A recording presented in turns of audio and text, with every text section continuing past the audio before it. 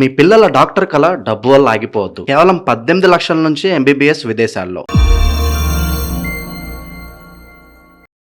ప్రస్తుతం మనతో పాటు ప్రముఖ ఆధ్యాత్మికవేత్త, జ్యోతిష పండితులు ప్రొఫెసర్ డాక్టర్ ముల్లపూడి సత్యనారాయణమూర్తి గారు ఉన్నారు. గురువు గారితో మాట్లాడదాం. నమస్కారం. నమస్కారం మణికంఠ గారు. ధనుసు రాశి వారి గురుగారు ఆగస్టు నెల 2026 ఏ విధంగా కలిసి రాబోతుంది? శుభ అశుభ ఫలితాలు ఏ విధంగా ఉన్నాయంటారు? వసుదేవసుతం దేవం కంసచానూరమర్ధనం దేవకీ పరమానందం కృష్ణం వందే జగద్గురుం. శ్రీ రాధాకృష్ణాభ్యాం నమః. కృష్ణం వందే జగద్గురుం, అర్జునం వందే జగదేక వీరం. మనకి ఈ ధనుసు రాశి వారికి ఆగస్టు నెలలో అష్టమంలోకి మనకి ఈ యొక్క గురు బుధ గ్రహాలు సంచారం చేస్తున్నాయి. బుధుడు 24 జూలై నుంచి మధ్య వరకు, ఆగస్టు మధ్య వరకు మిథున రాశి సంచారం, తదనంతరం ఈ యొక్క కర్కాటక రాశి సంచారం చేయడం జరుగుతుంది. దీనివలన ఈ రాశి వారికి అందరికీ కూడా అనేకమైనటువంటి అప్పులు చాలా చక్కగా పట్టుకొచ్చిస్తారు. అందరూ కూడా కొత్త కొత్త ప్రాజెక్ట్స్ ఈ ధనుసు రాశి వాళ్ళందరూ కూడా చేయడం జరుగుతుంది. ఆ తర్వాత కొత్త ఆలోచనలు కూడా వస్తాయి. వ్యాపారాలు విస్తరింపజేయాలనేటటువంటి ఆలోచనలు వస్తాయి. అప్పిచ్చేవాడున్నాడు, ఆలోచనలు ఇచ్చేటటువంటి వాళ్ళు ఉన్నారు, వ్యాపారం చేసే దమ్ముంది. అటువంటిప్పుడు సృజనాత్మకమైనటువంటి ఆలోచనలతో కొత్త కొత్త వ్యాపారాలు ప్రారంభిస్తారు. అలాగే అర్ధాష్టమంలో ఉన్నటువంటి శని వక్రించాడు. ఈ యొక్క శని వక్రగతి అయినటువంటి శని వీళ్ళకి అనేకమైనటువంటి శుభాలను కలగజేస్తాడు. ఎన్నటి నుంచో రానటువంటి అప్పులన్నీ కూడా వీళ్ళకి తిరిగి వచ్చేయడం జరుగుతుంది. స్థాన చలనము కలుగుతుంది. వేరే వేరే ఊర్లలో వెళ్ళాలేమో, ఏ ఊర్లో ఉద్యోగం వస్తుందో అని భయపడేటటువంటి వాళ్ళందరికీ కూడా వాళ్ళకి చక్కగా వీళ్ళకి నచ్చినటువంటి ప్లేస్లో ఉద్యోగం రావడం అనేటటువంటిది జరుగుతుంది. అలాగే ఈ ధనుసు రాశి వారికి అందరికీ కూడా భాగ్యంలో ఉన్నటువంటి శుక్ర, కేతు, రవి గ్రహాల ప్రభావాల వలన వీళ్ళ పితృదేవతల నుంచి రావాల్సినటువంటి ఆస్తుపాస్తులన్నీ కూడా వీళ్ళకి ఈ నెలలో కొంతమందికి సెటిల్మెంట్ అయిపోవడం జరుగుతుంది. అలాగే అత్తగారుల నుంచి అనేకమైనటువంటి సహకారాలు వీళ్ళకి రావడం జరుగుతుంది. అలాగే విదేశాలకు వెళ్ళి ఉద్యోగాలు చేయాలనుకునేటటువంటి వాళ్ళకి వీళ్ళందరికీ కూడా మంచి అవకాశాలు వస్తాయి. కేవలం ప్రభుత్వ ఉద్యోగస్తులకే కాదు, ప్రైవేట్ ఉద్యోగస్తులు కూడా డిఫరెంట్ పోస్టుల్లో ఉన్నటువంటి వాళ్ళు, డిఫరెంట్ కంపెనీస్లో ఉన్నటువంటి వాళ్ళు, అరే ఇండియాలో మాకేం సరిపోవట్లేదు ఈ డబ్బు, మేము ఫారిన్లలో సంపాదించాలా అని అనుకునేటటువంటి వాళ్ళందరూ కూడా వీళ్ళు అవకాశాలు వస్తాయి. ఇంతకాలం కూడా వాళ్ళకి వీసాలు అనేటటువంటివి రాలేదు, కానీ ప్రజెంట్ ఇప్పుడు వీళ్ళందరూ కూడా వీసాలు రావడం, వెళ్ళడం అనేటటువంటివి జరుగుతుంది.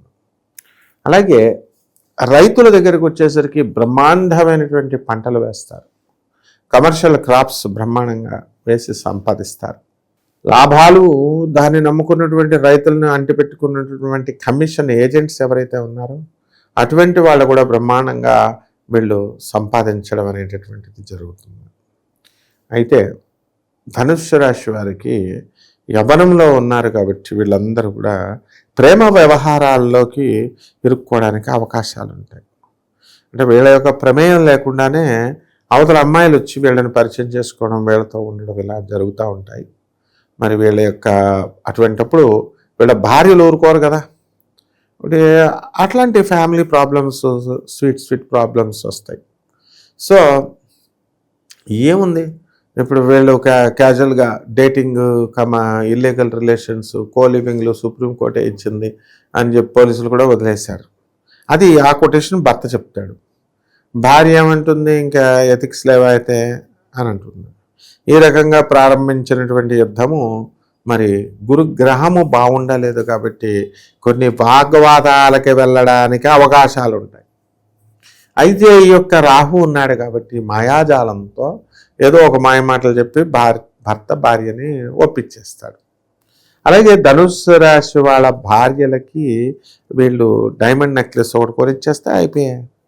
ఈ విధంగా వీళ్ళంతా కూడా ధనుసు రాశి వాళ్ళకి కొత్త కొత్త ఉద్యోగాలు వీళ్ళకి వస్తాయన్నమాట.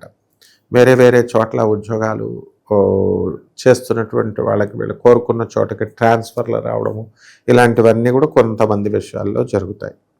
కోటాను కోట్ల మందికి కామన్ ప్లాట్ఫారంలో చెప్పబడేటటువంటి రాశి ఫలితాలు కాబట్టి ఇవి.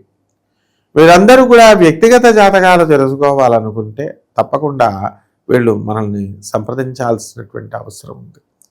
ఎన్నో దేవాలయాలు వెళ్ళామండి మేము, ఎన్నో పూజలు చేసి వచ్చామండి, హోమాలు. కనబడిన జ్యోతిష్కుడు లేడండి, తిరగని హోటల్ లేదు, తినని తిండి లేదంటది నా శిష్యురాల్లో ఒక ఆమె.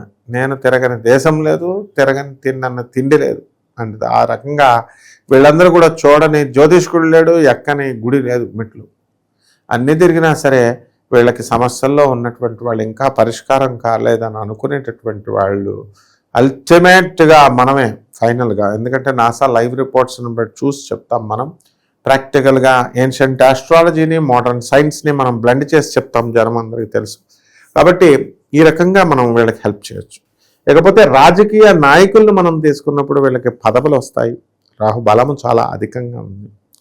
అలాగే ఈ యొక్క సినిమా యాక్టర్లు మనం తీసుకున్నప్పుడు సినిమా యాక్టర్లు మనం కొంతవరకు చూసుకోవాలి. ధనుసు రాశిలో చెందినటువంటి మరి ఈ మధ్యకాలంలో మీరు చూడండి, మరి లతా మంగేష్కర్ గారు, ఆ తర్వాత ఈ యొక్క వెంటనే మనకి జానకి గారు, వీళ్ళందరూ కూడా మనకి ఈ చనిపోవడం అనేటటువంటిది ఈ నెలలో మనకి చూసాం మనం గత 3-4 నెలల నుంచి. సో అనారోగ్యం, శ్వాసకోశ సంబంధమైనటువంటి అనారోగ్యాలు ఇవన్నీ కూడా వీళ్ళకి మనకి ధనుసు రాశి వాళ్ళకి రావడానికి అవకాశాలు ఉంటాయి. గంధర్వులు అంటే గురుబలం చాలా అధికంగా ఉండాలి, గానం బాగా చేయాలి. సో ధనుసు రాశికి చెందినటువంటి వాళ్ళు అన్నమాట వీళ్ళంతా కూడా, ఎవరైతే విద్వాంసులు ఉన్నారో. సో ఈ రంగంలో మనకి ఆరోగ్యం జాగ్రత్తగా చూసుకుంటూ ధనుసు రాశి వాళ్ళు ముందుకి వెళ్ళాలి. ఏదైనా మొత్తం మీద ప్రేమ వాళ్ళ వ్యవహారాల్లో పచ్చి పైలేస్గా వీళ్ళు ముందుకు వెళ్ళిపోవడం జరుగుతుంది. గురుగారికి ఆలయ పరిహారం అంటే ఏం చెప్తారు వీళ్ళకి? వీళ్ళకి సాధారణంగా మనకి ఈ గురుబలం పాడైపోయింది కాబట్టి మంత్రాలయం రాఘవేంద్ర స్వామి వారి దేవాలయానికి వెళ్ళాలి వీళ్ళంతా కూడా. ఎమ్మగనూరు దిగి అక్కడి నుంచి మంత్రాలయం ఉంది, లేదా డైరెక్ట్ మంత్రాలయానికి వెళ్ళొచ్చు. అక్కడ సాక్షాత్తు రాఘవేంద్ర స్వామి గురు రూపంలో ఉన్నారు. ఆయన సమాధి బృందావనం ఉంటుంది, వాళ్ళ దర్శనం చేసుకోవాలి స్వామివారిది. అలాగే జగద్గురు ఆయన కాబట్టి రాఘవేంద్ర స్వామి వారి యొక్క మొదటి జన్మను కనుక మనం తీసుకున్నట్లయితే ఆయన ప్రహ్లాదుడి అవతారం కాబట్టి మనకు తెలుసు. శ్రీమన్నారాయణమూర్తినే ప్రసన్నం చేసుకుని ప్రహ్లాదుడి నరసింహ అవతారంలో ఆయన కుమారుడు మనవడు బలిచక్రవర్తి వీళ్ళందరూ కూడా మంచిగా చక్కగా పైకి వచ్చారు. అటువంటి ప్రహ్లాదుడి అవతారం మొదటి అవతారం. తర్వాత రెండవ అవతారంగా సత్యవతిని పెళ్లి చేసుకున్నటువంటి శంతన మహారాజు, అంటే భీష్ముడు తండ్రి. ఆ శంతన మహారాజు యొక్క జ్యేష్ఠ సోదరుడిగా ఈయన పుడతాడనమాట. ఎవరు? మన రాఘవేంద్ర స్వామి వారు. అతని పేరు బాహ్లికుడు. అతను అంటే భీష్ముడు పెదనాన్న. అతను ఏం చేస్తాడు, తర్వాత ఇక్కడ వెళ్ళి దుర్యోధనుడు యొక్క పార్టీలో అతని తరపున పోరాడతాడు ధర్మానికి వ్యతిరేకంగా.